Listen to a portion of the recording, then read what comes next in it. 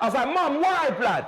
Why do you support Tottenham? How many trophies have you seen? I voice noted her on the stream, blood. I said, Mum, how many trophies have you seen? Messaging his mum on stream. Yeah. You know them. Why you support Tottenham? Because the reason why she told me she support Tottenham, is because I grew up in Tottenham, this, that, and the other. What? Are you a part of a gang or something? Is this postcode wars?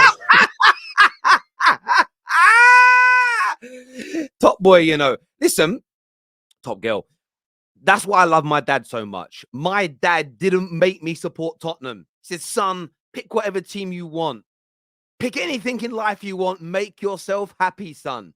Dad, I love you. Dad, I know it's Mother's Day today, but Dad, I love you. Thank you. You know them way there? No. Man asked us, Mum, how many trophies have you seen Tottenham win? Oh, now she ain't responded. But then I deeped it. Maybe she answered the question. Maybe it's just nothing. Do you know them way there? Maybe she. Damn! Listen, this is a slightly older clip from Expressions from a few days ago, and I get why he's angry. I get why he's frustrated, and this weekend is prime example. Spurs don't win anything ever. The certain percentage of their fan base banter everybody else like they're prime Barcelona. The club's all about making money. The situation with Conte is an absolute mess. It really, really is. And what next for Tottenham? By the way, hit the like button, subscribe, click the bell notification button because the algorithm is not your friend.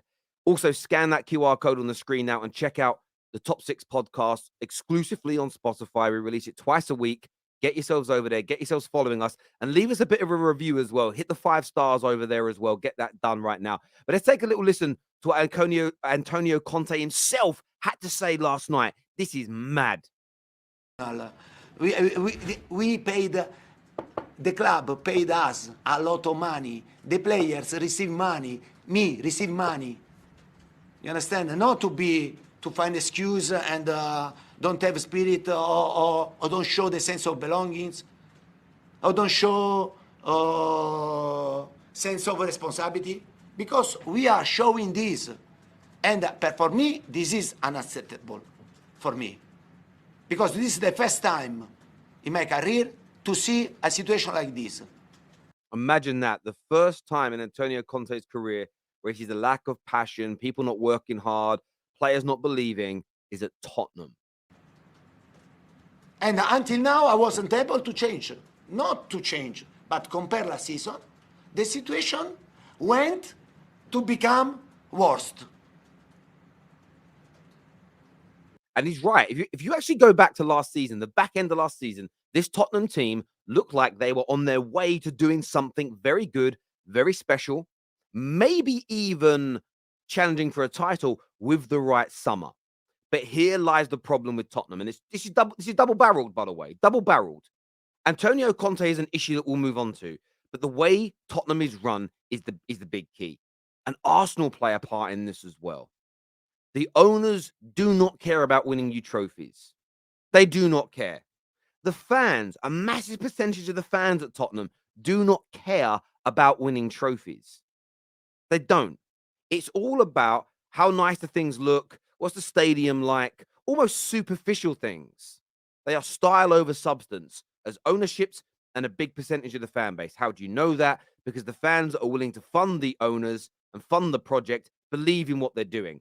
The Arsenal element comes in because if everything was going on at Tottenham now that is happening, but they were above Arsenal, all these Spurs fans would want was Conte out, but let's go again as usual. There would be an excuse for not winning. We've got net spend, or we're not owned by an oil baron. There'd be an excuse as long as they're above Arsenal. But Arsenal being top of the league kills them. How do I know all of this? United fans did the same thing with the Glazers. We don't run the club to win trophies, it's to make money. Lots of Man United fans defend it by funding the project. It's only been because Liverpool and City have become better than us hugely in the last decade that there's a big push. There's a huge push. If we were still winning major trophies but being run in the same way, huge debts, stadium leaking, rust everywhere, these fans would shut up and be 90% silent. They only speak up when things go wrong. Spurs fans are speaking up because the football's horrible and because Arsenal are ahead of them. I want to take a little listen here to what Jamie O'Hara had to say on Antonio Conte, because I want to move on to him as an individual as well. Harry Kane in an FA Cup game. We lost that game. Performance was pathetic. Dig the players out after that, no problem, because it was pathetic. All right, then you're losing against AC Milan, another pathetic performance. But they are his tactics as well, by the way. Yes, the players haven't been good enough. Yes, the players haven't stepped up, and some of them have gone missing. But he's to blame as well. He's bang on. Bang on. And this is, again, it's a double-edged sword. It takes critical thinking. It takes the ability to hold two opinions simultaneously that do coincide with one another. Enoch, Levy, and the fans that support them financially, they're a big problem at Tottenham, maybe the major problem. But Antonio Conte as well is an issue. And I'll tell you why managers like Conte and managers like Jose are an issue. Some will say, this is all on the board. You've hired born winners and failed. And I understand that. But equally, you cannot excuse Antonio Conte's behavior. He's picking awful teams. His tactics are terrible. He's clearly making substitutions, like not bringing Dan Juma on in the dying minutes of a Champions League game where you've got to score and you bring on a defender. Those decisions, the rants he's doing in public, are not because he cares about Tottenham. None of what he's doing is to care about Tottenham. It's to get himself sacked, get his severance pay and move on. And he wants it before they mathematically can't qualify for the Champions League because, like most contractor managers, the payout is less. You cannot, if you're Tottenham, you cannot hire managers like Jose or Antonio Conte who do the same everywhere they go. Brilliant, happy men when they get what they want, dangerous, and their teams are great. As soon as they become disenchanted, as soon as they're unhappy with how the club's being run, they become poisonous. And that poison will seep into every orifice of your club and ruin it. And this is the problem with Tottenham. It is becoming self-fulfilling. Just like Fat Bastard from Austin Powers. He's unhappy because he's fat. He's fat because he eats too much. And he eats too much because he is sad. It becomes a cycle. And that is Tottenham fans. The owners don't care about football, but the fans fund it. The manager comes in, doesn't play the football that the fans want. They get at the owners of the football club.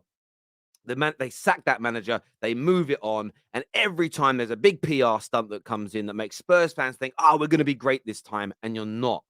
You're not.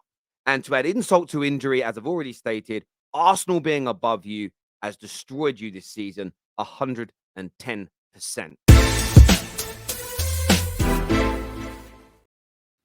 Can you sack a manager mid-game?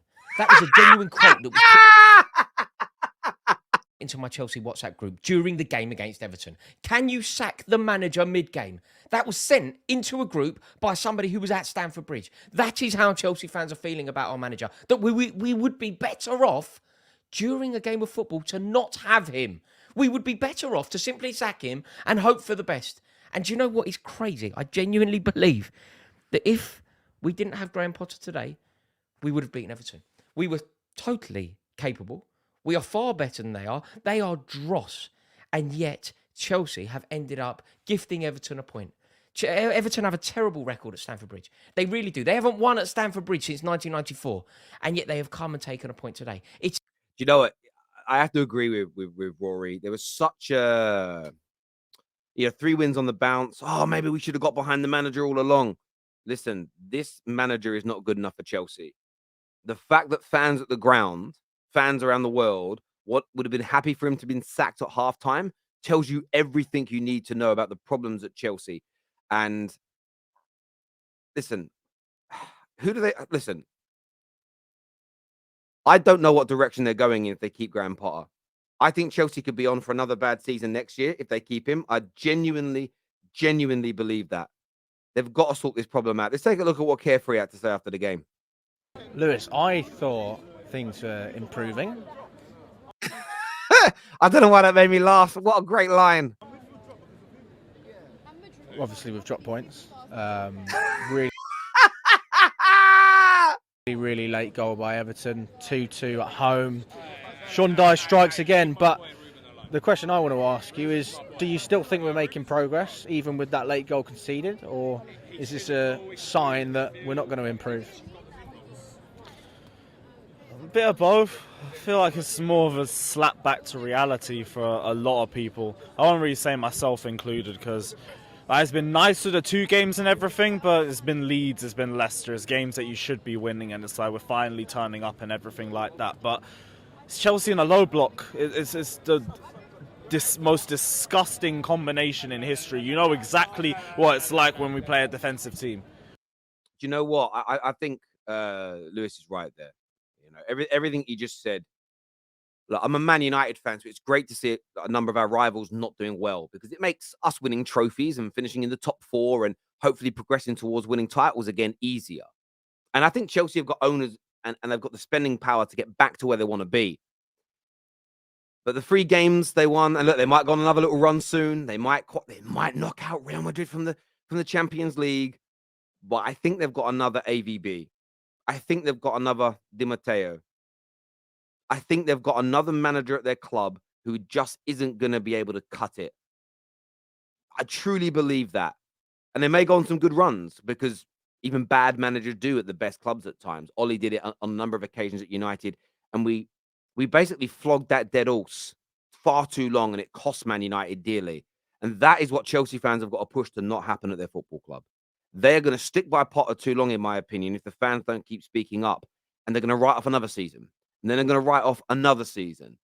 This man is never going to be good enough to get you back to the very top, which is winning you league titles. There are brilliant managers available in the world right now. Go and get them. Listen, thank you all very much for tuning in to the show today. I really do appreciate it. And I will say this, Spurs fans probably haven't lasted this long. I don't hate Spurs like people think I do. I'm just giving you a reality check. The fans who financially give money to Tottenham are Enoch in. You can't be Enoch out and giving them your money. It is absolutely impossible, because they only care about 2 things: making more money. And they know as well as anybody else does, if they can get it right with a manager and play pretty football and finish above Arsenal, you guys will never moan. Those guys will never moan. And then you get this percentage of Spurs fans that want to be a big club, want to win trophies. They care about that more than being above Arsenal, more than the style of football, more than having Lady Gaga and an F1 go-karting track at their stadium. But those guys are the minority. The vast majority support Enoch. How do we know that? Because they're giving the club money week in, week out. And if you support your club financially, you are supporting the endeavors of your owners. Whether you want to admit that or not, it's just a harsh reality. You know, if you vote Conservative in England, you are a Tory. What they then do, how that badly they run the country, is partly on you, because you voted for them. You don't get to wash your hands of responsibility. That's not how it works. Listen, everybody that has tuned in, make sure you hit the like and the share button. Make sure you subscribe to The Terrace, and we'll see you all again very, very soon. Bye-bye.